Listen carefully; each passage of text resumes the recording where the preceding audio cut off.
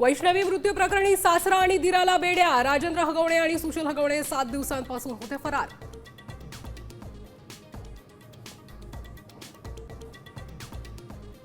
पुण्याच्या घटनेशी माझा काहीही संबंध नाही, काही जण मुद्दाम बदनाम करतायत। अजित पवारांची प्रतिक्रिया, तर पोलीस कडक कारवाई करणार, फडणवीसांची माहिती।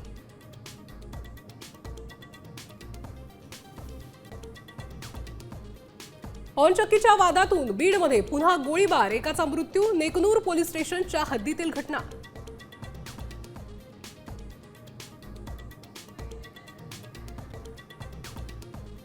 सहा जूनचा शिवराज्याभिषेक सोहळा बरखास्त करा, संभाजी भिडेंचं पुन्हा एकदा वादग्रस्त विधान।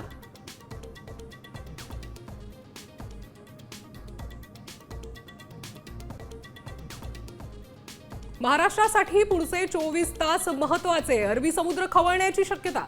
पूर्व मान्सून झोडपणार, हवामान विभागाची माहिती।